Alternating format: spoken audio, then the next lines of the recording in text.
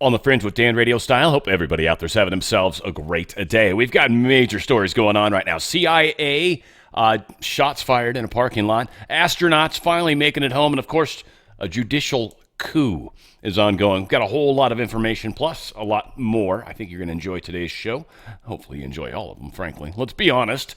But, yes, a lot going on. A cool little light show for the greatest president, many would say. Here is that video.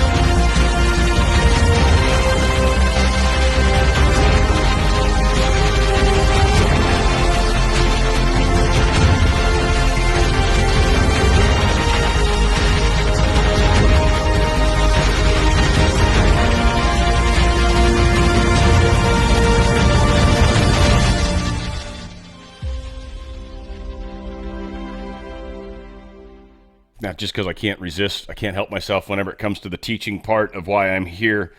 You cannot fight anti-Semitism, you cannot fight racism, you cannot fight misogyny, you cannot fight anything. You can't fight anything. You will never make it go away. If you fight something, it will continue to exist. So what you do is you fight for the things that we value. You fight for love, you fight for peace, you fight for joy, you fight. That's what you fight for. You don't fight against anything.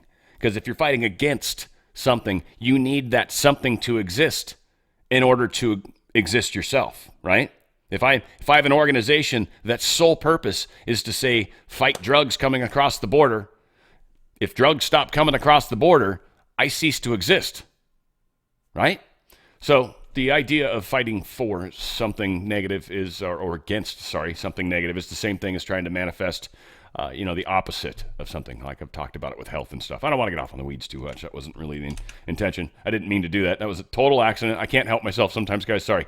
Elon Musk posted this, and it's hilarious. He was responding to, I guess, Ian Jaeger, and they said just in, Democrats lost over 300,000 registered voters nationwide last month. Wow. Now, again, that's a lot. That's 1 month. But that's because of Schumer. That's because, again, so there is a lot of awakening that's going to happen over the next number of months. Please know that. And please understand the awakening process for us that are already awake is super annoying. Let me tell you, I've been awake for a long time, very long. And it's super annoying being awake when everyone else is asleep. Super annoying. So welcome to my experience in my world for a very long time. We can hang out and talk. That's the fun part. That's why a lot of our live shows are always groovy, right? But that is an interesting situation that we've got. But we are making progress, folks. We are making huge progress. Here's another great example. The San Francisco Pride today. Now, I used to think, I think it's changed, but back when I was younger, the San Francisco treat, that was rice-a-roni. Stuff was bomb. I still like that every once in a while, even though it's not healthy in any way, shape, or form. It's yummy as hell. But the San Francisco Pride Parade is now, I guess, the San Francisco treat. It's one of the largest LGBT celebrations in the world and has lost significant funding as major corporate sponsors, some who supported the festivities for years, have now pulled out of the event. The pullout, well, I guess it does there. Several companies, including Comcast, Diageo, I don't know, Benefit Cosmetics, and Anheuser-Busch. They all provided about $300,000 in funding in the past, and they are no longer participating. Why, would you say? Well, they know what's going to happen, especially as this DEI stuff's being destroyed. It's going to give even more power to people like you and I to continue to, well, stop using companies when they break the rules. It's kind of like what the left's doing right now to Musk, which we will talk about. At first, when I heard this story, I actually just thought it was a accidental discharge that got out of control. I'm doubting that it is at this point. The CIA thing's been going on for a few hours now. It was happening. I saw the first story, I don't know, about 8 a.m. my time in the morning, and then I saw another one right around noon. So within 4 hours, that they haven't dealt with this accidental discharge, at least is what I thought. So supposedly, what I recall from the multiple stories, and I didn't pull them all up, is there was a shot fired. Many were saying it was a shotgun blast. And then now we've still got cops. In fact, the FBI SWAT team showed up to finally relieve the police officers that have been hanging out outside of this, I think, Langley headquarters. I don't know if it's the Fairfax Police. I don't know if that's actually Langley or not. CIA headquarters, isn't that where that is? Whatever the case is. So there's still something going on. They're still blocking anybody from going in and out. I don't know if somebody just lost their S, if you will, and decided to shoot their gun. Seems like a really stupid place to make any sort of protest if you're a CIA former employee or current employee, right? That just seems stupid. So I don't know. I always wonder. This is a very strange situation to be shooting your gun in the parking lot at Langley.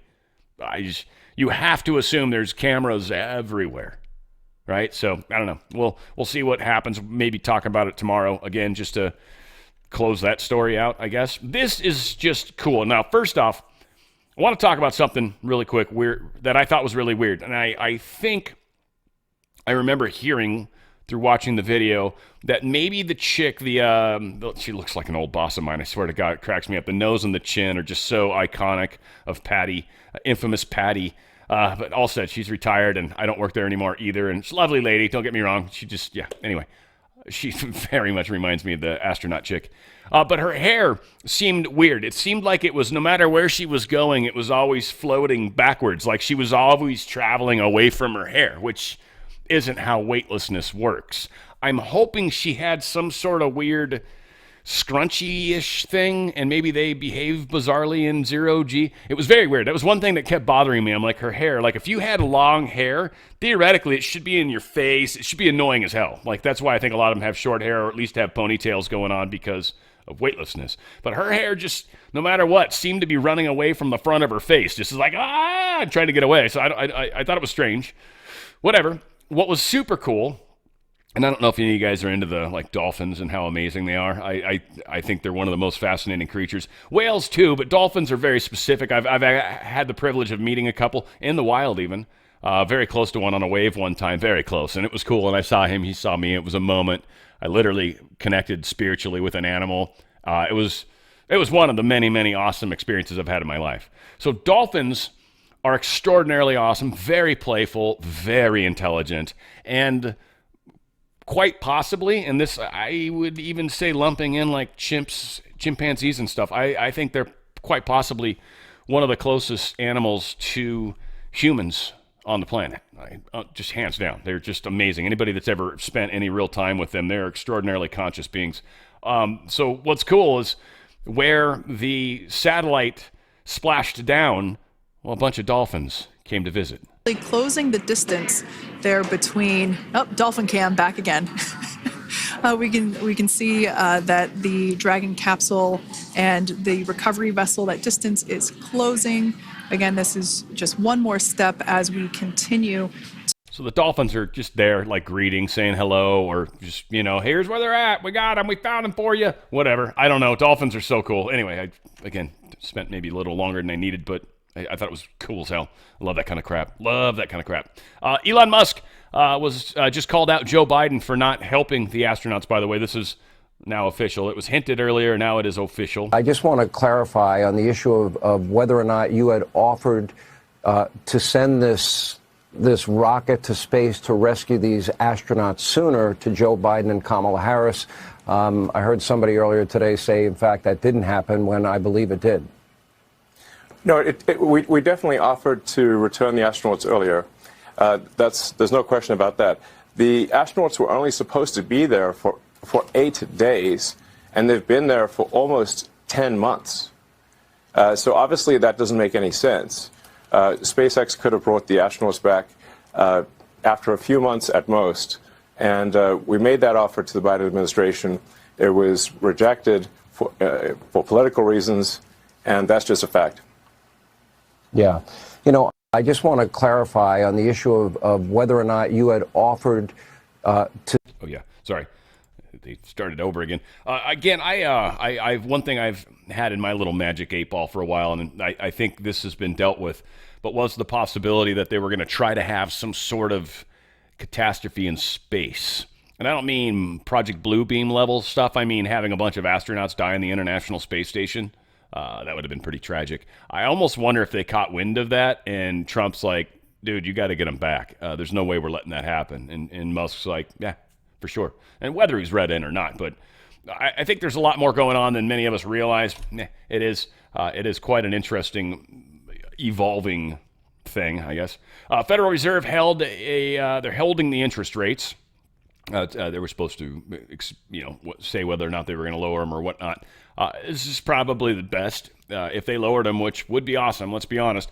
Inflation would likely get a little crazy right now, and I think with trying to shut down a lot of things and close down some of the funding and really just wrap our heads around the severity of the problem, I think it makes sense to kind of hold off on making additional changes. It's one of the greatest things. If you're ever trying to troubleshoot something, right, like code writing's a great example, and you think the problem might be in a couple different places, but you're not sure where. A lot of times we'll screw with all of them, and then suddenly it works, or suddenly it doesn't, and whatever. Like sometimes you got to fix one thing and then put it back, and then fix something and put it back, and then fix something. You're that was it. Because sometimes by making multiple changes, you don't necessarily make things better, though it might start working. You got to be careful how you make changes, right? So I think holding back on the rates might be a good idea. Again, I'm not in the mindset that I believe we're supposed to have a transition from the system we're in. I mean, this post here is a very interesting reminder, and the numbering of it is phenomenal in my mind. And it should count for some of you. Executive Order 1110. 5 months before his assassination, President John F. Kennedy issued this executive order that would give the American currency back to the people by printing money based on a silver standard, taking away the power of the Federal Reserve cartel. Many argue this is the reason that JFK was, in fact, assassinated. I think there was many things, but the monetary component, for sure. And I think they were trying to lump them into a war. And even back then, I think they were trying to switch the systems out because inflation was already starting to kick in a little bit. Very little at the time, but still, nonetheless. Once they started shifting us off silver than gold, or gold than silver, I should say, we started seeing inflation. And that's actually when you start seeing historically, the prices of gold and silver really begin to go up. Folks, I don't think this system is long for this world. I don't. I think Trump is going to be here and steward in the new golden age, the new golden era. I do not believe the golden era has any real resemblance to the old system. This is why I highly recommend not staying in the old system and getting out of it. I got good friends that can help you. If you're in a 401k or an IRA, this is a way you can get out tax-free, penalty-free of their system while the getting's as good as it's probably going to get, and move over into precious metals. Precious metals right now are up a bunch. First off, when I bought my gold piece right here, I bought this, a couple of years ago. I paid $1,700-ish or so for it. I don't remember exactly what it was, 18, 17, 18 somewhere. I bought it from the mint even, so I paid extra money, but whatever. It's beautiful. This thing is worth over $3,000. It's holding over $3,000, $3,050, I think, at the moment. I literally bought it at like 17. It's up almost double. They're saying easily 5,000. I believe it. Silver, same. I got this down in the, 23, something like that. It broke 35. I think it's at 34 something right now. Silver is the thing that's going to break the bank too. It's worth a lot because of the manufacturing that's being used for it. There's a scarcity that's sort of being hidden from us. Many are saying it's with paper contracts too. When these things start to stop, the price of silver is going to go up. So one of the greatest things about using my good friends Goldco, one, they're tax-free, penalty-free. They're going to help you do this legally. They don't believe all the crazy crap I talk about, but they're amazing at doing this. They've got multiple suppliers. They've got the highest price buyback guarantee. They've got 5-star ratings all over the place. They are awesome at what they do. They also are going to give a free half-ounce collectible Ronald Reagan coin, but they're also going to give up to 10% of the face value of your 401k or IRA in free silver, up to 10%. You got 100 grand sitting on your 401k or IRA, 10% of that, $10,000 of free silver. Sweeten the deal a little bit. You should definitely check it out. Go to drslikesgold.com, drslikesgold.com. Their system's not long for this world. I think a lot of the people that most of us kind of listen to are all in sort of agreement on that. Big question's when. You don't want to be late. You'd rather be early. Trust me. drslikesgold.com, drslikesgold.com. Get out of that system while you can. All right, we got more awesome news to get into here, folks. This is pretty cool. Rep. Anna Paulina Luna verifying. So, okay, preface this first. One, this is the one JFK story I'm pulling. The only reason, I'm just going to spend a small second smidget of it. I've been awake a long time, like I've said. I'm not trying to brag. It's not even an issue of bragging. I almost wish I wasn't because it just makes it suck sometimes. But the JFK thing, something that I sort of dealt with, if you will, way back when. Now, do I know 100% of what it is? Nah, I feel like it's 80 to 90%, pretty solid. Did I know it was the CIA? Yeah, I know it's the CIA. Did I know it was more than one shooter? Totally knew there was more than one shooter. Like, a lot of the key points, I'm like, yeah, I know this was us. And was Mossad probably involved? Yes. Was the organized crime here in the United States likely involved? Yes. There's a lot of things, right? And so we get into all the crazy MK Ultra. Definitely, yes, something I was aware of as well. So I kind of had that in a bucket of dealt with, right? Like I'm at least good enough with it. Dan, but you could know more. I could. I mean, I don't know. You guys are, people are digging through it. There's people that are so into JFK right now because they're waking up for their first time.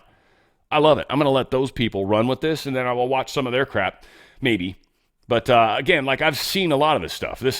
Most of this is not new at all. This has been rehashed for 25 years. But it's cool. Now, this to me seemed a little new that I heard here, and I think there's going to be a bunch of little fun snippets that I'm going to get to find along the way that's, going to help fill in some of the gaps.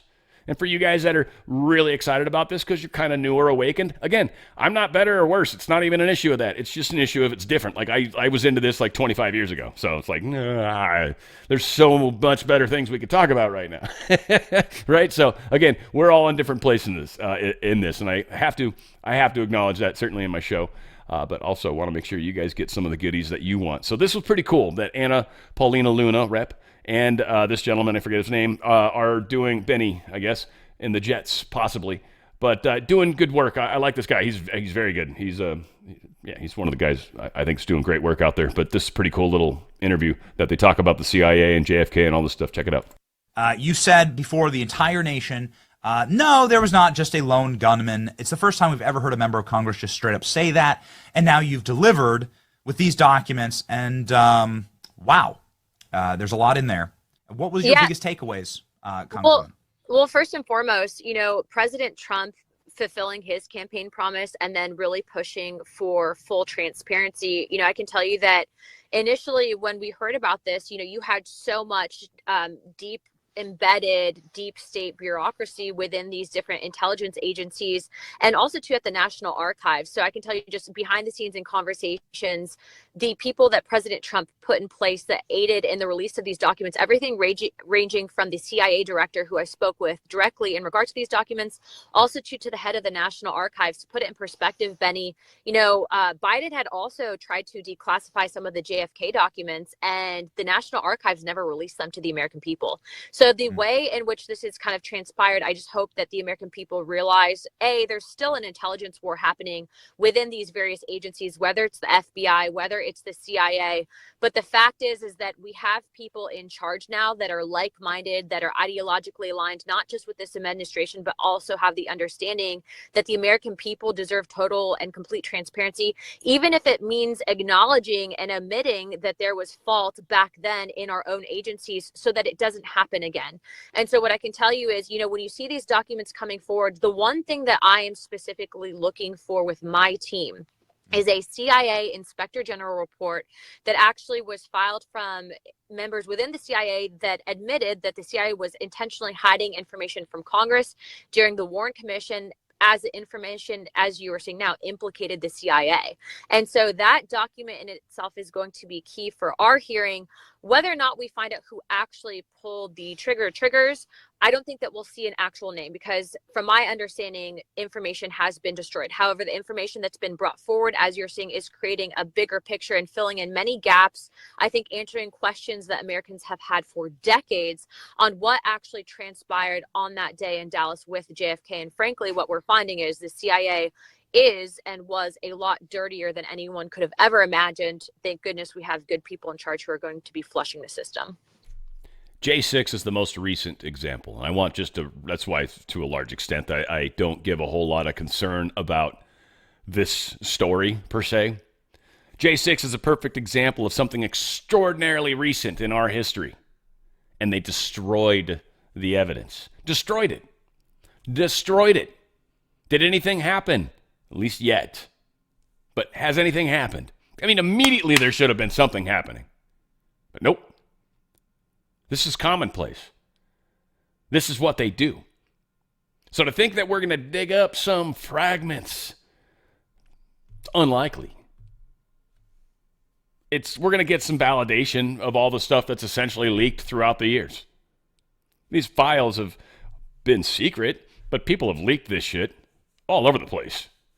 So again, there's some new stuff. I didn't know about this doc that she's talking about. I was like, okay. All right, we got some new cool stuff coming. CIA possibly gets caught admitting that they were hiding information. All right, well, that's a victory.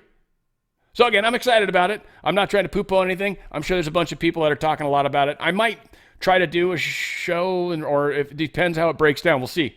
If anything super comes out, I'll be talking about it for sure. But if it's just the standard bullshit that we all kind of knew, We've got Elon Musk talking about the reason he was here and why he got involved with DOGE and why his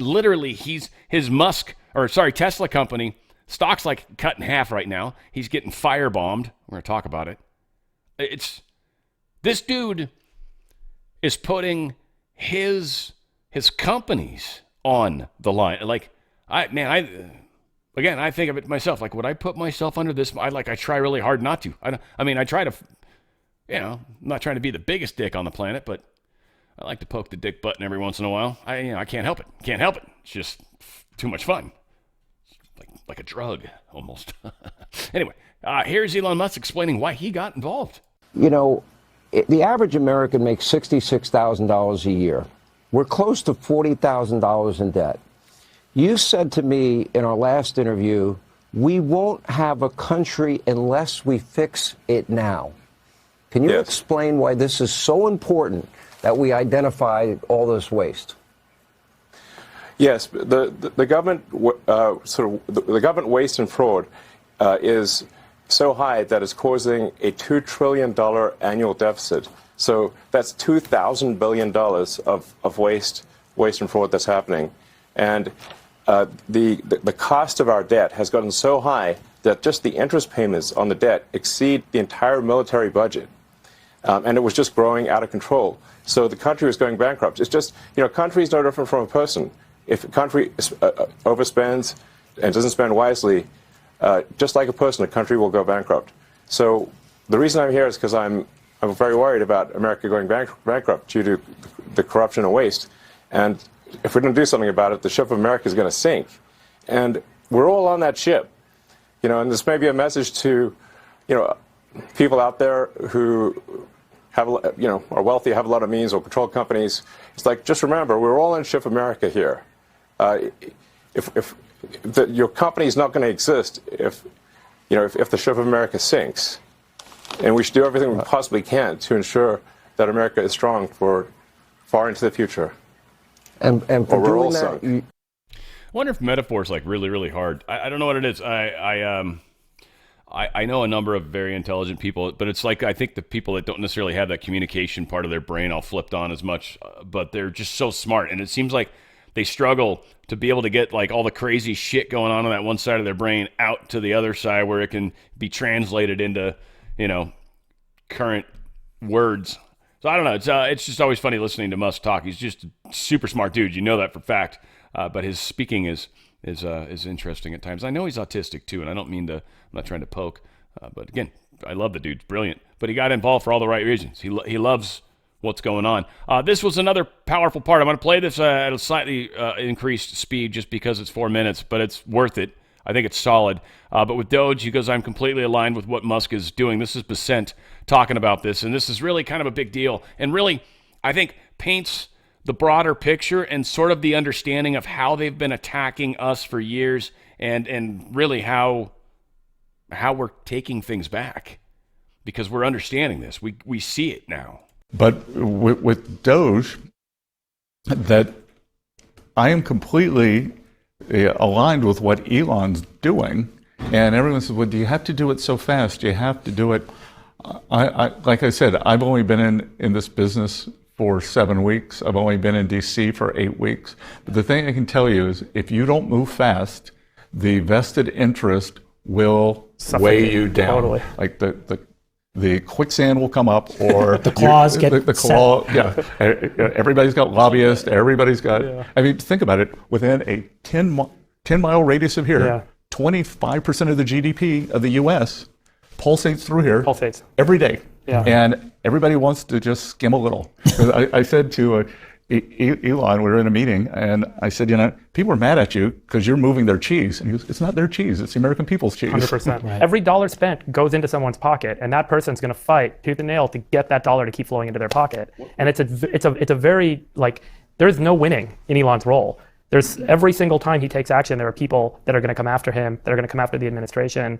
There's no and obviously it gets reclassified in media as being something different, but there's nothing but downside as you make these changes to individual organizations that participate. And then it takes a while for the flow of that money to find its way, or those individuals to find their way back into the productive private economy. That's where I think there's a big gap and a big challenge in the perception of the actions that are going on with the changes right now, is everyone sees the cuts, but they don't see the benefits. And that's 9 months, 12 months, 15 months down the road. And that's a really hard thing to reconcile for most. Yeah, and I'd say there are a couple of things too. Is one, everyone's hearing cuts and they think their government services. That's right. That's right. And they're not. I keep saying it's the Department of Government Efficiency, not government extinction, not government elimination. Right. And can we make it run much better with fewer people, with fewer costs? And I don't want to demonize any of these federal employees, because I tell you, in this building, I've been so impressed with the quality of the people. I would have hired them in my private firm. They are great public servants. I need to stay for the weekend. I need a 25-page memo in 72 hours. Super high quality. I actually think when all this is done, there will have been two big savings. One will have been on these contractors. Sure. We were just talking about this. We were with Elon just now. We were just with Elon in the West Wing. An incredible stat. He said, I'm not going to name the firm so that I don't want to, but he said this one organization gets 98% of their revenue from it was in the newspaper, so we can say it. It's Booz Allen. Exactly. So we were talking about this, but then we were going through the numbers on the other firms, and it's just, the whole thing is shocking. What kind of risk management is that, by the way? Yeah. Right. But it tells you that they didn't manage the risk. That's right. Tells you how entrenched they believe they were, and how good it is for them, and how good it is. You're absolutely right. And the way the grift works, you can only have 6 month contracts, but there are people who have had 46 month contracts. Incredible. They've been in situ for 20 years. Incredible. And it's this whole. I'm so happy there is transparency and visibility into this. If for nothing else, the administration providing this level of insight and data, I think, is so important for taxpayers and individuals in this country to see, to recognize, and importantly to understand just how much of this grift is going on. 6 month contracts that they have to renew every single 6 months to continue to get the handout, our tax money, for God knows what. They can make up something, hit up their buddies, do that, because ultimately it comes down to donating money. Like, I got a buddy, he owns a restaurant. I've sort of talked about him, right? And I've learned a little of this. He works with the Republican, I don't want to even call her name out right now, but the local rep, young Kim. And he gives money and then gives her an earful and expects some things to happen. And it's the way the game has been played. And if you pay enough money, you get special things. And so that's how the world has worked. And that is what is being dismantled. And there's a lot of people that don't want to let this go. There's a lot of people that are going to lose jobs. A lot of people that I would say, from most of our standpoints, are pretty well off. And hopefully you've saved some money and you'll probably be okay. You know? You don't need to keep milking the country anymore. If you better hope we don't try to claw some of that back. We probably will. Now, Mike Pence, also going to play this a little faster. Again, awesome stuff, but really talks about how the Smith-Mundt Act happened. So now we understand how kind of the structurings happen, how this horrible tree that we're taking down has grown, and why there's no way the stock market doesn't get hammered in this process, especially if the Fed's got to get dealt with. It has to, because it's a private bank. It's owned by, again, how that all plays out, don't know. A lot of people we owe money to legitimately, right? And then some of it's like the company that's owed the money. We'll probably tell them to F off and pound sands. Unlikely we'll ever pay that. So I'm hoping a bunch of this 32, 36, 37, whatever trillion we're up to, 37,000 billion is hopefully we can write some of that off, let's say. But Mike Pence talking about the propaganda piece now. Okay, how that was changed with Barack Obama. And I will say I probably didn't fully understand this. I think I was reasonably close, but I think Mike Pence does a pretty brilliant job really explaining it. Are you familiar with the Smith-Mundt Act? Is that the 2011, 2012 thing where Obama allowed people to use propaganda against United States citizens? Yeah, that was what was done then under Obama was the effective repeal of it. It was called the Smith-Mundt Modernization Act. But the modernization got rid of the whole purpose of it, the firewall, because at the time the media and media control was seen as the linchpin crux of winning the Cold War, piping in pro-U.S. Media influence because everything moved after World War II from kinetic warfare and military occupation. We used to militarily occupy the Philippines, for example, after we won the Spanish-American War, but that was banned under international law. Territorial acquisition by military force in 1948. So we had to win elections, and we had to influence the passage of laws in foreign countries by having an apparatus inside those countries that influenced the hearts and minds of people, which influenced who they voted for, which then determined the government. So you had to move towards political vassalage rather than military occupation. And what the Smith-Mundt Act did is, simultaneous with the creation of this in 1948, Congress recognized the Frankensteinian monster they were creating by authorizing a covert permanent Department of Dirty Tricks, and this is their phrase, not mine, to do this cloak and dagger, to infiltrate and co-opt the universities, the unions, the media, the politicians, the judges, the whole swarm army. What I have been calling for a long time the USA Truman Show, because it's, these people in these foreign countries have no idea, how many of the things they interact with that are effectively a movie set being constructed by the U.S. State Department and its sister influence orgs. But the point that I'm getting at here is the Smith-Mundt Act in 1948 said, okay, you guys can do this. State Department can do this. CIA can do this. USAID, when it came along 13 years later, could do this. But so there was a guy named Frank Wisner who was known as one of the godfather figures of the CIA. He's known for creating what was called the Wisner's Wurlitzer, which was it's like a church organ, and that he would brag that he could play the international media like a symphony to make any media narrative go viral in any country on earth because of the suite of CIA proprietary media functions and its distribution network, especially when the U.S. had first mover advantage in radio and print. It's basically the U.S. and U.K. were the only games in town, really, in having robust radio, film, TV, and print media. So the Smith-Mundt said, okay, you can do that abroad. You can plant fake news stories in France. You can have propaganda blare into Africa or Western Europe or Central Asia, but that can't come home. You can't psyop our own people with your propaganda organ abroad, because the whole point of authorizing this is that we get cheaper gas, we get import-export markets, we get a high standard of living, because if a foreign government doesn't want to give up its resources or allow a U.S. military base or allow joint partnerships or exports of goods or U.S. multinational corporations to operate there, then the American people suffer economically. So it was always designed to say, listen, you can do this dirty stuff abroad, but it can't come home. And even that protection, which lasted for 70 years, and we only lost it a decade ago. We're up against a much actually deeper, darker problem with this USAID scandal, and as people will see increasingly, the scandals that will break open at the Pentagon and the State Department, which is that we have a Smith-Mundt problem for funding and operations. It's not just propaganda. The Blob, our foreign policy establishment, can fund groups that effectively work with prosecutors domestically, or that work at media, dual use. We give them foreign grants to do media propaganda abroad, but they operate here. Or social media censorship, to coerce foreign countries to pass foreign censorship laws that explicitly and are intended to attack U.S. social media companies and U.S. peer-to-peer speech. So we need that protection. If we're going to keep this function at all, we need a hard firewall and absolute grotesque penalties for any violation. I 100% agree with the result or the way to fix this. But this is just us accepting and finding out and learning how much money. And we were funding the tree. We were. With our own taxpayer money, we're funding the tree that was designed to enshrine us. Not protect us, though they tell us that in all aspects, but to actually enshrine, to enclose, to wrap around, right? They have been psyoping us, and then, of course, Obama made it go full-blown.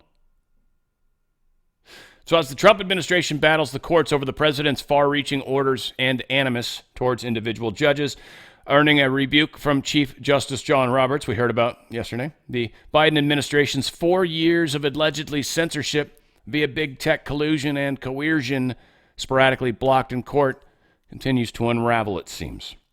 90 federal agencies and components were involved in 57 distinct Biden-era censorship initiatives through direct actions, policies, or rulemakings, partnerships, and grants, according to a report by the Media Research Center. They, once again, had 57 distinct different groups that we were paying for to censor ourselves. You understand how much of the debt is self-imposed to us, and then them telling us, well, we just have to pay higher taxes.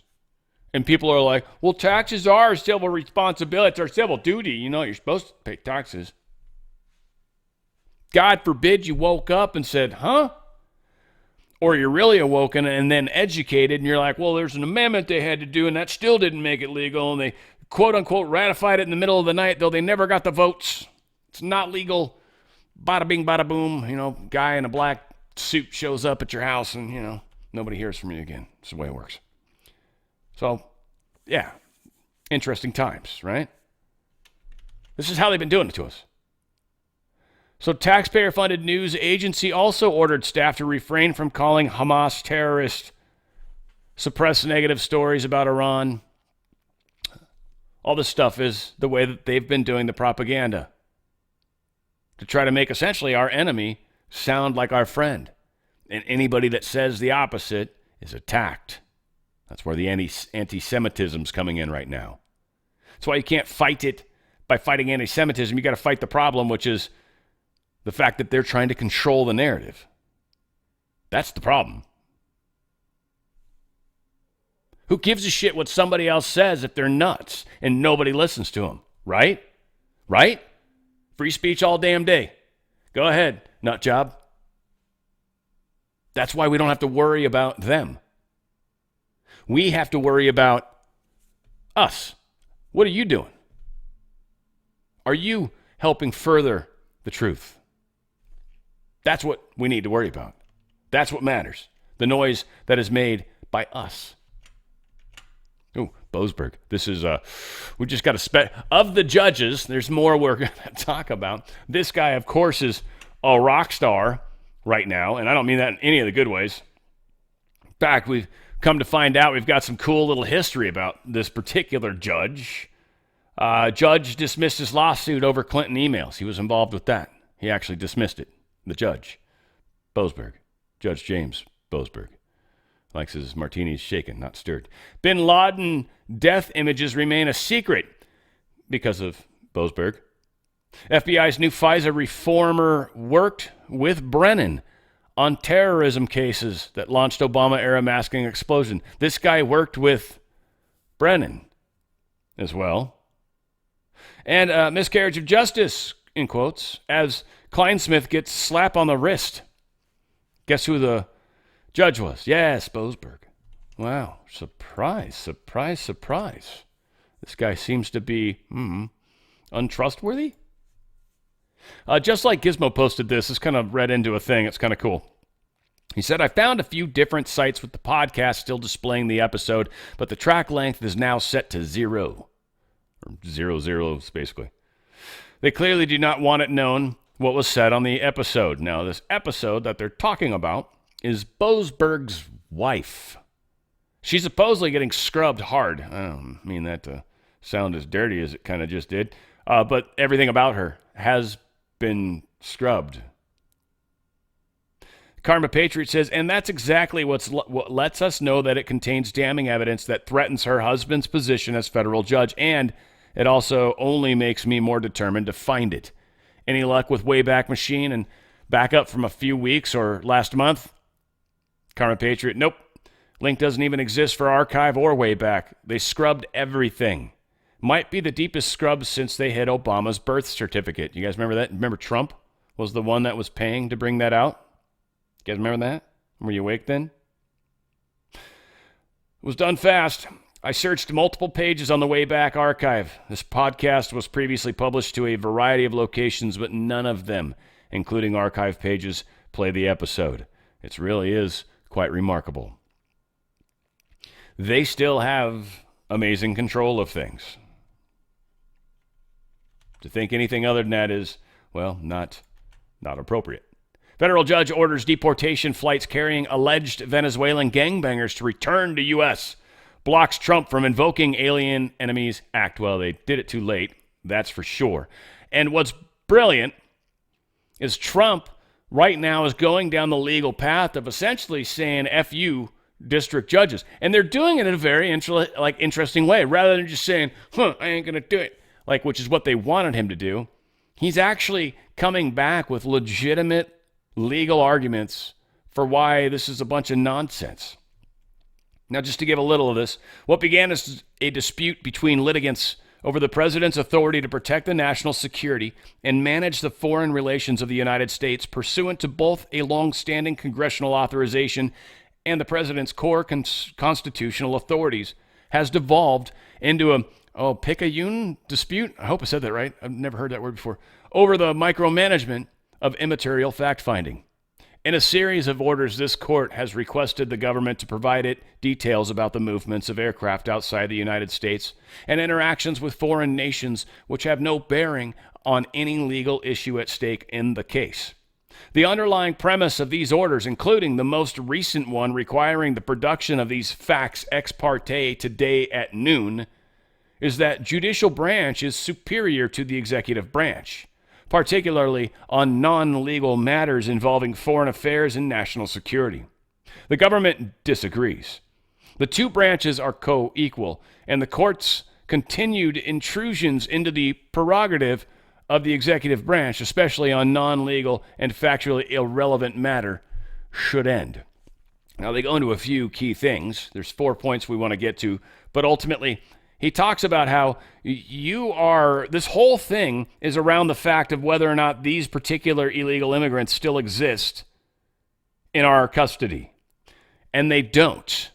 Your thing that you said that had to happen, well, we were already there. There was no way we could turn back around. We'll get there.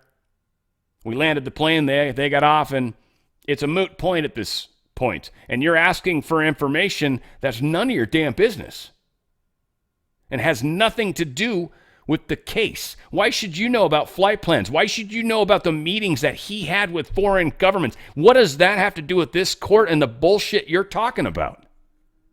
No, we're not doing it. Here's the thing. You didn't give us enough time. Let me see if I can find the 4 points. First, there it is. Defendants are currently evaluating whether to invoke the state secrets privilege as the portions of the information sought by this court order. Whether and how to invoke that privilege involves both weighty considerations and specific procedures that are not amendable to the 21-hour turnaround period currently provided by this court's order. This court itself raised the possibility that the government might raise the state secrets privilege as a potential basis for not producing information. Shows an example of that. The government cannot hastily conduct an evaluation of the invocation of that privilege except in exigent circumstances. And the flight path of the airplane that landed 3 days ago is not an exigent circumstance warranting such evaluation. This court should therefore stay or delay its order to provide defendants an opportunity to make an orderly but expedited decision as to whether to invoke the state secrets privilege. All right, so that was one. We're not going to get into all the stuff. Second, a stay is warranted because A decision by the D.C. Circuit on the government's request for a stay pending appeal is likely imminent. That court set a highly expedited briefing schedule, which will be completed by 5 p.m. tomorrow, and a decision will likely be issued by the end of the week.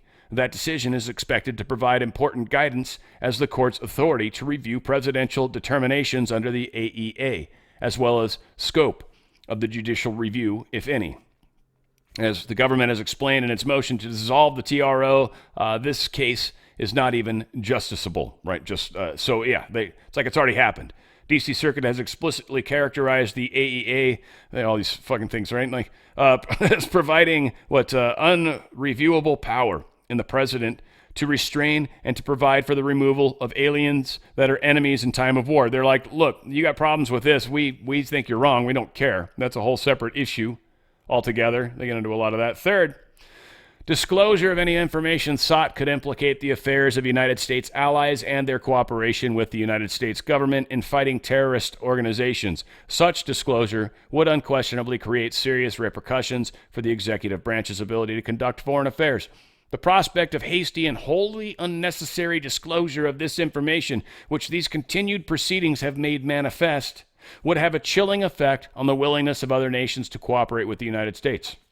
The court has no basis to intrude into the conduct of foreign affairs by the government, and a more deliberative and respectful approach is warranted. Fourth, the government does not currently have any assurance at this time that information provided to the court on an ex parte basis would not subsequently be provided to the plaintiffs or the general public before the government could seek appellate review of that further disclosure. Once that secondary disclosure occurred, any opportunity for appellate review would be moot. The damage would be done, and the effect on the United States foreign policy could be catastrophic. He hit them with 4 punches that were knockouts. This one case, they're obviously doing it with other, and the overreach is just going to push the Supreme Court to have to get involved at some point in time. We've obviously already had Roberts kind of sort of chastise Trump for it, and he's like, all right, you guys aren't doing that review yet, are you? Here we have all these different cases where you guys are telling us what we can and can't do when we're way within our legal rights. So, yeah, the Supreme Court needs to step up. Now, is this where we find out where the Supreme Court's broken? We've certainly seen where the judicial's broken, and certainly with Biden, we had a great example of what the executive branch broken is like. And now it's time to look at the Supreme Court, it seems, the judicial branch. We'll find out. The Supreme Court explicitly ruled in the this is a fun little argument to be thrown out here. The Supreme Court explicitly ruled in the 1948 Ludek versus Watkins case that Alien Enemy Act removals by the president are non-justiciable or justiciable. Here are some key excerpts from the rulings, lest anyone think. So there's a bunch in here. There's actually a bunch of key things within there that basically says, look, this is the president doing what the president's allowed to do. Supreme Court's already satisfied that. So Boasberg is way, way, way outside of his lane. Judge finds Elon Musk in DOGE's shutdown of U.S. aid likely unconstitutional. I think this is just the spin of the last part of what his final thing was. I don't think he stopped him, at least the original guy. I don't know about Theodore Twang. Twang. Everybody twang. No, it didn't work as much. Wang Jung's much a better sound. Twang just doesn't. It's too much. Yeah, but he ruled in favor of a bunch of current and former U.S. aid employees and contractors who had challenged the efforts to shutter U.S. aid. So what did he say? He said he ruled in favor of their group. See if we can find the important part. He granted in part. Yeah, that's what I thought. In part, their request for a preliminary injunction and said that DOGE and Musk likely violated Constitution Appointments Clause separation of powers. He's not the one to make that call, of course, but he has to make it a statement, right? So whatever. This all has to trickle up to the Supreme Court. There has to be a good one, I think, is what they're looking for. A really good case to be like, this is the one that will market for everybody. So we'll see what that one actually is.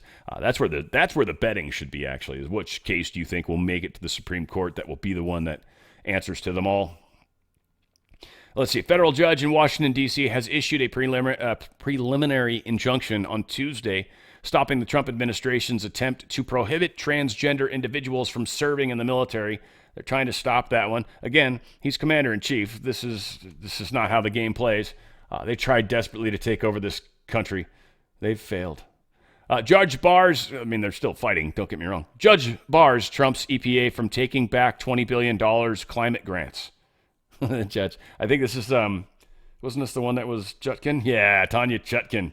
You remember Chutkin? This was one of the ones that was going after Trump to begin with. Well, here's that judge again, using her powers on the bench to attack an individual any way she can. That is illegal and possibly impeachable. Her, I might give you impeaching, because continuing to attack somebody, well, now you're actually going after, you're criminally messing with powers that aren't yours. But again, I don't know. She's well within her legal rights to do this. It's just not legal for her to be able to stop government. And that's what the Supreme Court has to figure out, I guess. Or we all have to. Nayib Bukele, he was, I think, the dude that's in charge of El Salvador. Says the U.S. is facing a judicial coup. We kind of are. And then that people ran with a lot. Elon Musk's like, yeah, this is a judicial coup, because Charlie Kirk's like, this is a judicial coup. Everyone's saying it, but it's all because this dude said it first. I want to give points to the man, that gets the credit. But it is. We're in a judicial coup. It's what happened in Brazil. That's what they were going to do here. Now, Roberts would have let it happen, wouldn't he have? And might still, who knows? Again, I can't wait to see how this part of the movie plays out. I don't know. I'm like on the edge, just eating popcorn like a mofo. I'm loving it. I'm loving it. I had McDonald's. All right, get some McDonald's. Shit, sounds good right now. Might as well. I'm going to poison my system with this. Chuck Grassley is saying the Senate is working to solve judicial overreach. It says, according to a 2023 Harvard Law Review study, there have been 96 nationwide injunctions spanning the 4 presidencies from 2001 to 2023. But 64 of them, 2/3 of all nationwide injunctions over that time, targeted President Trump during his first 4 years in office. Nearly all of those orders were imposed by judges appointed by Democratic presidents. And 54 of the 64 orders were issued as preliminary injunctions or temporary restraining orders.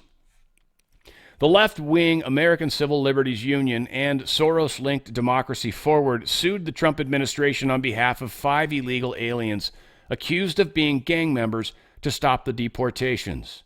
Though planes of nearly 300 gang members had already taken off for El Salvador. Judge James E. Boasberg, appointed by former President Barack Obama, issued a temporary restraining order blocking Trump from using the Alien Enemies Act to deport illegal alien gang members. So Grassley continued, the rule of law matters. Over the last decade, we have seen chaos unfold when individual district judges determine policy for the whole country. The courts should have been imposing injunction bonds on their own, but because they have failed to do so, President Trump is right to demand that the Justice Department remind the courts of their obligations under the federal rules. Please know that my colleagues and I in the Senate are watching this issue closely. I will be working to solve the problem of judicial overreach, and in the meantime, commend the administration's efforts to enforce existing law. There is a battle, and we are going to continue to fight it. AFL is investigating why Judge John McConnell was selected to preside over the lawsuit challenging President Trump's spending freeze, despite his public opposition to the president and longtime ties to a group that now stands to receive millions after his ruling. They've got all sorts of information backing that and proving it, but one more example of a judge that shouldn't be there. Here's Trump on with Laura Ingraham talking about Tesla terrorism. By Pam Bondi. Lunatics are setting fire to Teslas all across the country. Another horrible incident happened in Las Vegas last night. The FBI is on the scene investigating, and there's an ongoing investigation being led by Pam Bondi.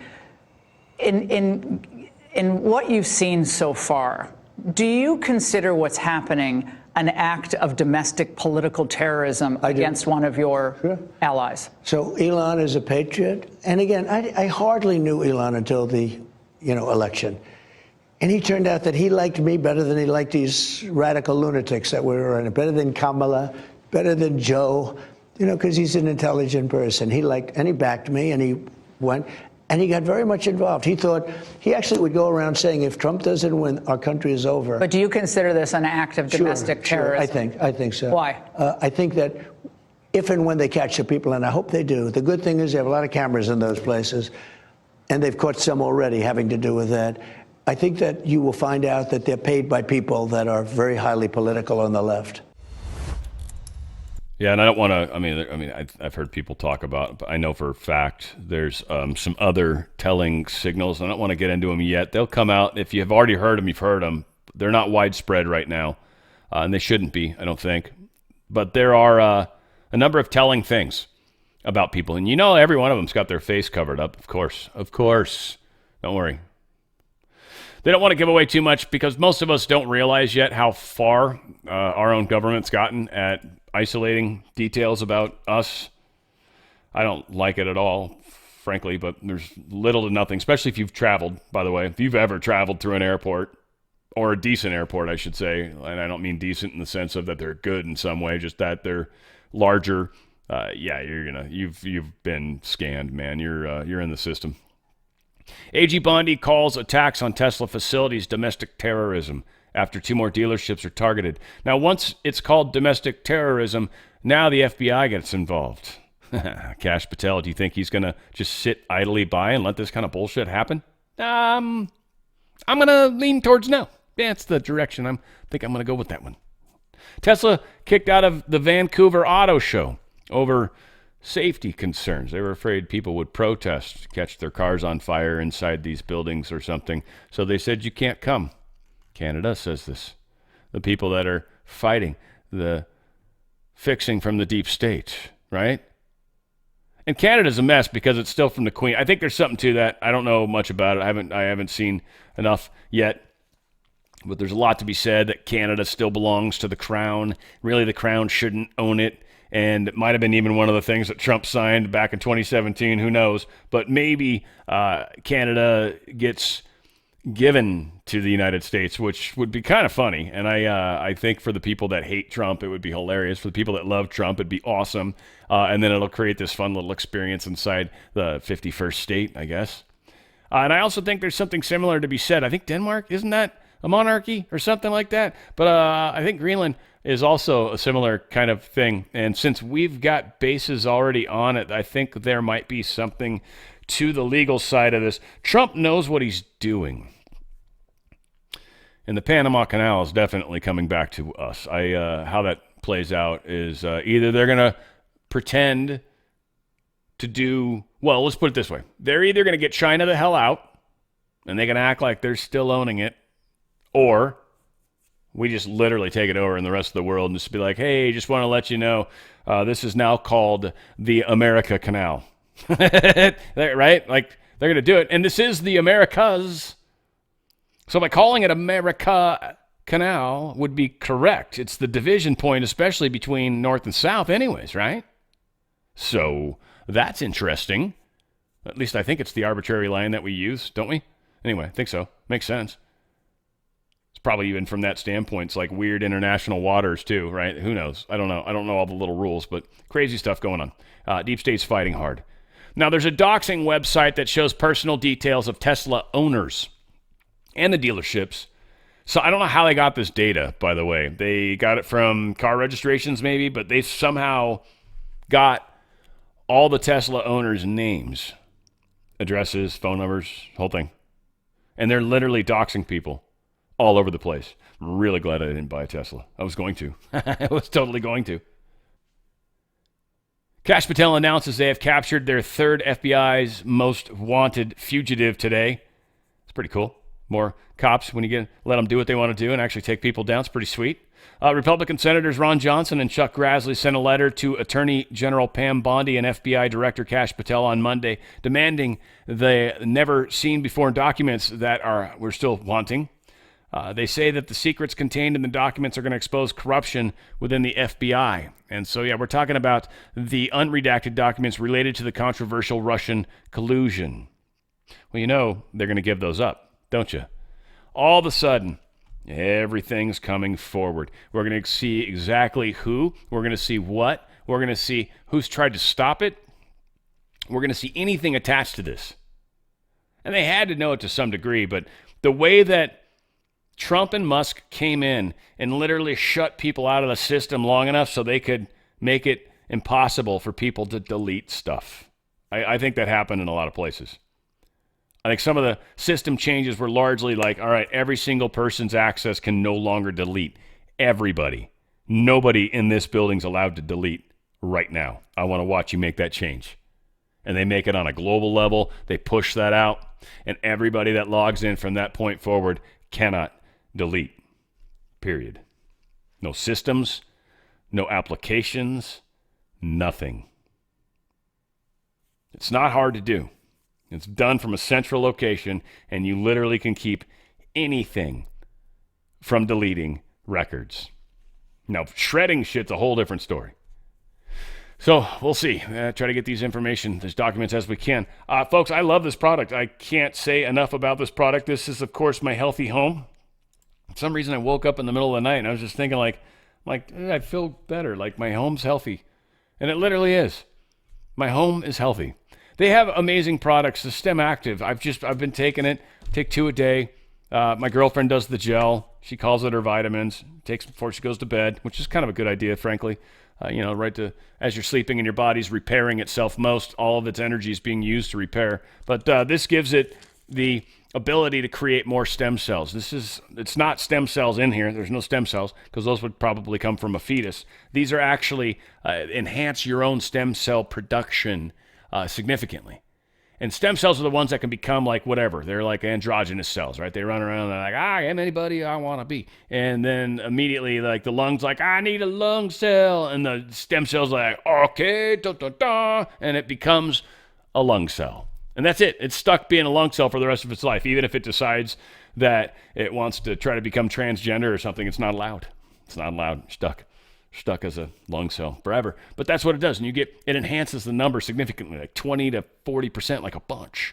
So a powerful product. I love it every day. And it's actually helped me heal my shoulder. I had a dislocated. I was feeling it when I was working out. There was just some times where maybe it would pop a little bit, and it's a lot better. I've got friends that are having knee issues. It just seems to really help in those areas significantly. So I would highly recommend checking it out. Balance.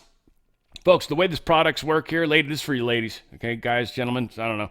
I wouldn't recommend getting involved on this discussion unless you've got a very special relationship.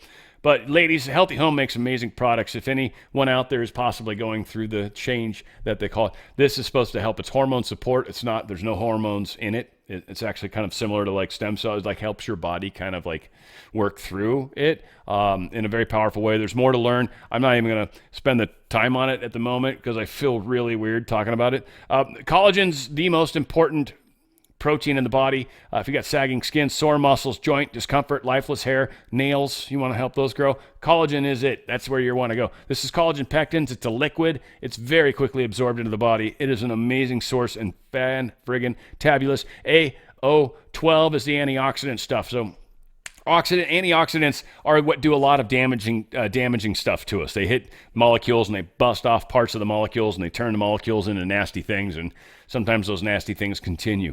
And that's where age spots and a lot of weird shit starts to happen in our bodies is from antioxidants. Get rid of that crap from your body. This is what this does. It's incredible. Delicious packets. It's probably liquid as well, maybe. I don't know. But it's going to be a great way to go about trying to get those things helped out. This is one I love. The nitric oxide booster just gives me extra energy. Love it. It doesn't take long to kick in. And again, I can't really tell that it's happening other than at some point later I'll be like, yeah, I just have more energy. Normally I just feel, but I feel good. So it's a powerful product. And then Stem Active for pets.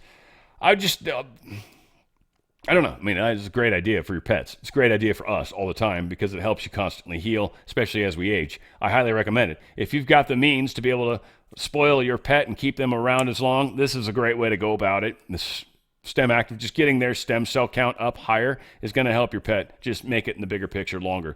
What I highly recommend for sure, though, is if they've been through surgery or any sort of thing like that, this is a great way to get extra healing abilities into your little guy or girl. And so from that standpoint, I would highly recommend it. It's just from a healing. If you're going through surgery, I highly recommend it. I take it, it's going to be a supplement, a standard, because I think it's just one of those things that kind of just helps keep all the stuff flowing well. Again, my knees, I played soccer and stuff for a lot of years. It's just pounding, and just some of the damage. And I was a goalie, so just taking just the punishments from getting kicked as much, anyway, it is what it is. Great products. I highly recommend Healthy Home, or Heal Thy Home is another fun way to look at it. Go to danradiostyle.healthyhome.com. That's danradiostyle.healthyhome.com. That's danradiostyle.healthyhome.com. If you're somebody that's content creator, or you've got a significant enough audience, or you think this is a product that you like as much as I do, one, it's interesting because they've got this wallet and it's kind of pre-tax when you buy it, so it's a neat, fun thing to do there. But if you join, you get your own link, you get your own abilities to promote this product as well, and then you actually start making commission rather than giving it to me. And that's a great thing that a lot of people can do, and you can save yourself money buying the product. And like I said, you can buy it pre-tax too, which is cool. It's how they do wallets. You can then cash your wallet into the bank. It's all groovy. It's a very cool company, and I'm stoked to be a part of them. And I love how you guys help too with the product. But I'm telling you, I'm taking it.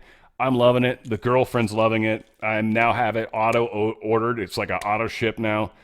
This stuff's, yeah, I'm all in. I love it. It's working. It's making a difference in my life, and my girlfriend's noticing it too. She was even able to properly hug me this morning when I came in the coffee shop, because she'll sort of put that one bad arm back, and normally she can't, so she just shoulders into me. But today she actually put her arm around me, and so I'm telling you, I'm seeing some improvements. This seems to make a really awesome difference. She had calcification, so that's legit shit. danradiostyle.healthyhome.com. That's danradiostyle.healthyhome.com. Great product. I really, really can't say enough awesome stuff about that product. Vance is going to serve as the RNC financial chair. I just think it's cool. We've got people in there that we can trust a lot. So he's one more that's getting in there. He's like, I'm happy to be a part of yada yada. Comer applauds Trump's DOE for providing transparency on the key LNG study that was withheld by the Biden officials. See, this LNG study that was done actually made it it basically showed that by the Biden administration stopping the export of LNG, that it had no basis to do it. It basically proved that they did it for political reasons, essentially. Essentially is what it proved. It did not prove what they were trying to prove. So it became them just stopping something, and this was one of the ways they felt they were going to do it legally and then fight it in the courts. And as we've seen the way the courts play out, it's interesting. We do have some obviously some pro-America courts. There are definitely some good people out there. Trump put a lot of people in the courts, and those people, I think, understood what was up.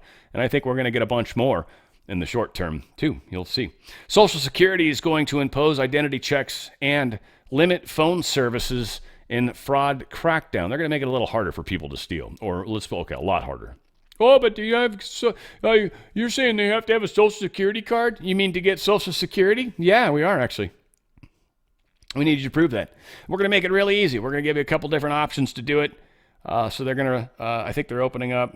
They either need to register for a My Social Security account online or visit a Social Security office. Take your pick.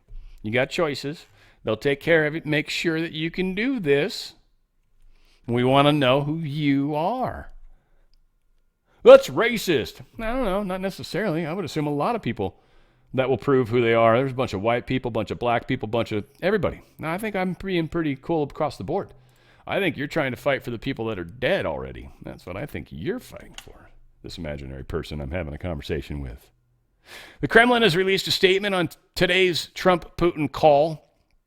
Said, let's see, we've got, what's-her-face doing it, I thought. Don't we have her talking it up?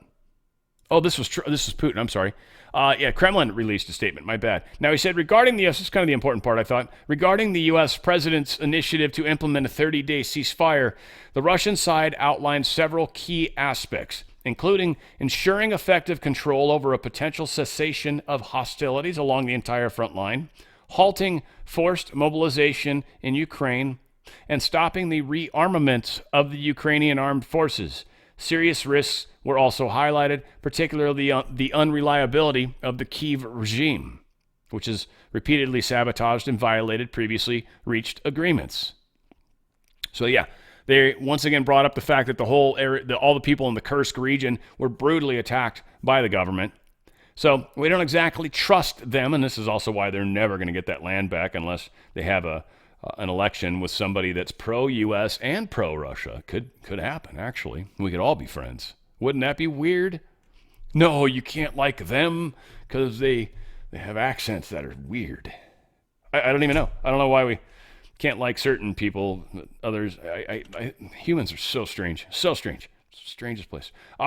Donald Trump put this out, just completed a very good telephone call with President Zelensky. Basically says, look, we had yada, yada. Says Senator Marco Rubio, National Security Advisor, is going to put this out. Now, we actually get this young lady, Carolyn Leavitt, basically reads what I just skimmed through, so you'll get to hear her read that. And then she actually gives the official statement. I figure it's probably worth the play. Check it out, please. And also the Secretary of State. First, I'd like to reiterate what the President said earlier following his call with President Zelensky this morning. He said he just completed a very good telephone call with President Zelensky. It lasted approximately 1 hour. Much of the discussion was based on the call made yesterday with President Putin in order to align both Russia and Ukraine in terms of their requests and needs. We are very much on track, and I will ask Secretary of State Marco Rubio and Mike Waltz to give an accurate description of the points discussed. That statement will be put out shortly. While I have that statement for you right here. Bear with me as I read it. Today, President Trump and Ukraine's President Vladimir Zelensky had a fantastic phone conversation. President Zelensky thanked President Trump for a productive start for the work of the Ukrainian and American teams in Jeddah on March 11th. The meeting of the senior officials from both nations significantly helped in moving toward ending the war. President Zelensky thanked President Trump for the support of the United States, especially the Javelin missiles that President Trump was first to provide in his efforts towards peace. The leaders agreed Ukraine and America will continue working together to bring about a real end to the war, and that lasting peace under President Trump's leadership can be achieved. President Trump fully briefed President Zelensky on his conversation with Putin and the key issues discussed. They reviewed the situation in Kursk and agreed to share information closely between their defense staffs as the battlefield situation evolved.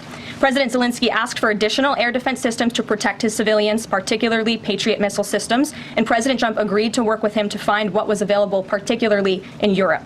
The two leaders also agreed on a partial ceasefire against energy. Technical teams will meet in Saudi Arabia in the coming days to discuss broadening the ceasefire to the Black Sea on the way to a full ceasefire. They agreed this could be the first step toward the full end of the war and ensuring security.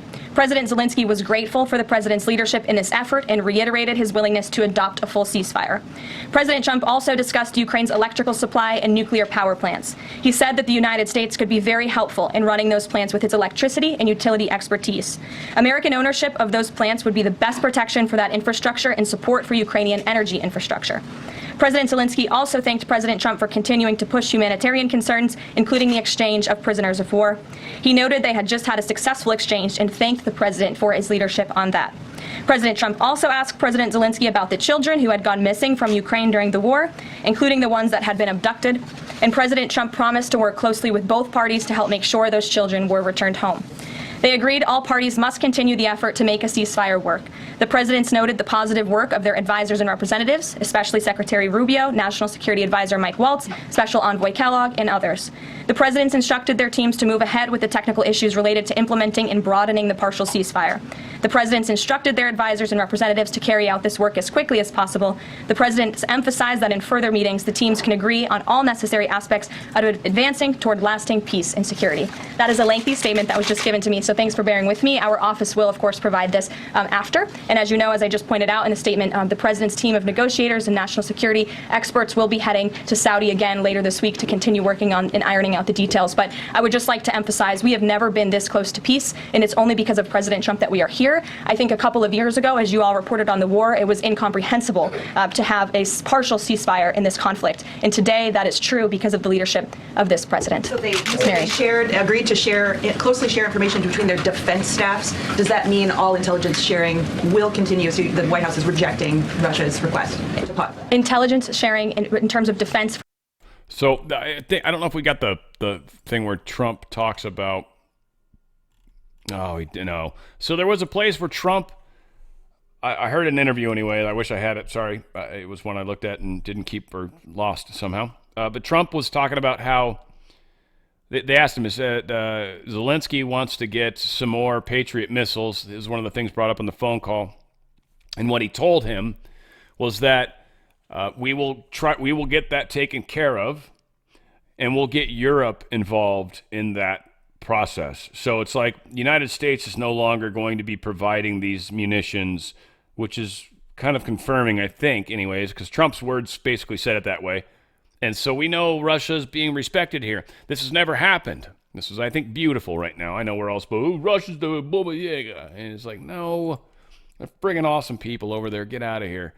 You're the Baba Yaga. Trump and Putin discuss staging U.S.-Russia hockey games.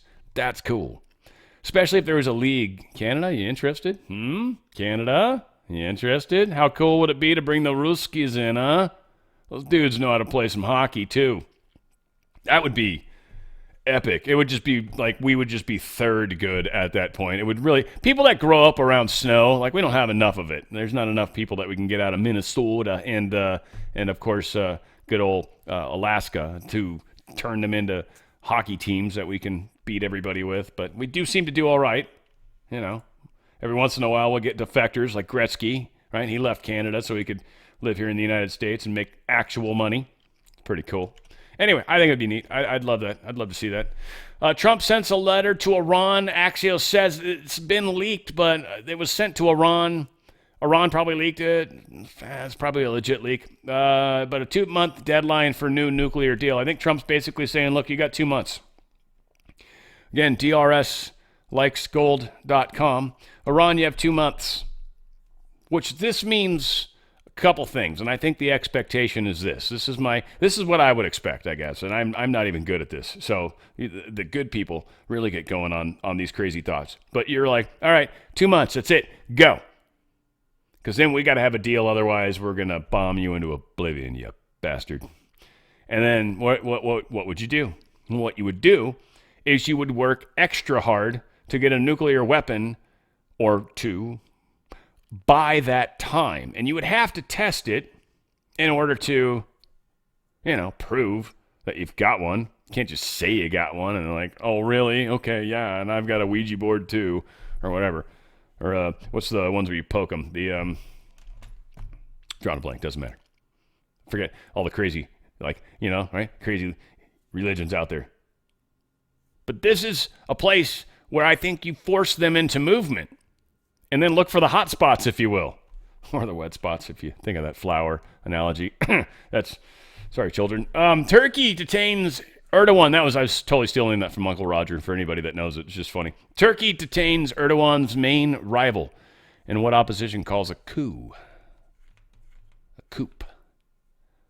It's a coup. So we got a coup going on now in Turkey. Now, Erdogan, I don't know. He's been tough. He's been fair, I think, too, to both sides, I think. I think he's done a really, really good job representing the Arab side of this argument versus the American side, because Turkey's like our friend, but they're always that friend that's like, so long as you don't keep doing shitty stuff. Like, right? I don't know, that sounded Russian kind of. But Turkey, that's not how it is. They've got the entire Arab world that will hate their punk ass, but they've got quite an armed force, and they're also part of NATO, I believe. So Erdogan, I don't know. I've always kind of dug him. I feel like he was a good leader. Kind of feel like, I feel like the Hungarian guy, Orban, right? I feel like he's been pretty chill with this dude. I think this is a good guy. So I think what happened is we were trying to get a color revolution going on in Turkey, and Erdogan got hold of it. See, we are taking control of the planet. It's pretty friggin' fantastic. That's for sure. Trump administration paused $175 million in federal funding to the University of Pennsylvania. You know, what we always call UPenn, or the Biden thing is too. It's over their inclusion of transgender athletics in women's sports. Ivy League University now stands to risk losing all of its federal funding amid an investigation into potential Title IX violations. Pause is not a direct result of the investigation into UPenn, which the Department of Education announced a day after the president signed the Keeping Men Out of Women's Sports executive order on February 5th. $175 million, UPenn. How much of that do you think was supposed to go to the Biden library or whatever it was, where he was funneling information? I think that's going to continue. Doubt it. Oh, here it was. Nice. At the end. Yeah, CIA headquarters on lockdown. Active shooter opens fire. A SWAT team descends. No idea still what happened. I don't know if there's any updates on this. Let's see if the Mirror updated their story by chance. No. Nah. Incident comes just after, pages of stuff. Yeah, so they think they're trying to tie it, I should say. They're trying to tie it to, maybe that's why they did it. Ah, man, I didn't even see that one coming. So they did something retarded maybe to try to make it seem like they're pissed off because the info's coming out. I don't know. Maybe this is their way of celebrating something like fireworks, right? They do it like through a, mass shooting or no one. I don't think anyone got injured. Yeah, it wasn't clear if the man has been detained or apprehended, whether the crime scene negotiators were put to use. A school was placed on lockdown. Like, nobody knows anything. It's CIA, of course. CIA's like, we got this. We got him. Don't worry. We've got scopes on him. I don't know what they would say. They'd make it sound cool. Sights are on him. He's in our specs. I don't know what you got. What is it? You'd say something cool. It sounds way cooler than whatever. I don't even think I've watched enough sniper movies to have anything cool to make up even. Whatever. Doesn't matter. You're better than me. I know. Still fun. Still fun to play. Hey, folks, we got so many things going on. Music-wise, too, by the way. I recorded all my music yesterday. And this is a fun show. First off, it is inspired by Squeeze, oddly. Because the music, I don't know. It all, I feel like, kind of works together in a fun way. But I got like a Loverboy song in there. I got a bitch in Pink Floyd, Close. I've got a really epic The Who open. Gonna be some really fun stuff. It's just the show's got a fun vibe. It's basically, I would say, come pre-marinated if you can. If not, get marinated during the show, only to be happily pleased by the end. I feel like we did a great job on this show. Got some actual live stuff in there, in places where I'll probably even turn my camera off, which might please some people out there. But we're gonna have a really fun show this week. I don't know. The music came out really good. I was really stoked. It was a very fun time. I'll say, it's Friday, 3 p.m. Pacific, 6 p.m. Eastern, if you want to join live. Got a great community. If not, just look for the show coming up. I think it's going to be inspired by Squeeze is what it'll be, the name of it. And I don't remember what number we're on right now. It's pretty cool, though. Over 100. That's all that matters. We're going to keep flying. Folks, we're flying high, flying hard, and we're not going to stop. A lot of things are going to be happening. We've got a lot of places where the government gets to express how it works, and we get to take down the parts of it that don't. We have a beautiful founding document that we are going to get through this with. For all the people that want radical, crazy shit that they were just asking against us. Just 4 years ago, 3 years ago, 2 years ago, they were trying to do the same thing to us. Don't be a hypocrite, please. Let's let the process play out. We have control of the narrative. We have control of the voice. We have control of a lot of things. We need to see movement, and so does Trump and everybody else. Otherwise, we're not going to get the midterm election. So keep that in mind. We need that at a year-ish. I think we'll have it. I think we'll more than have it. So give us at least another month. I think it'd be interesting to see what happens in another 30 days. What we've seen already in less than 60 is amazing. Amazing. I think the next 30 days are going to be telling, very telling. Very telling, because there's just so many angles. No, we're going to have fun. We're going to talk about it all the way. We're going to go. Where we go one, we certainly go all. It's on the Fringe with Dan Radio Style.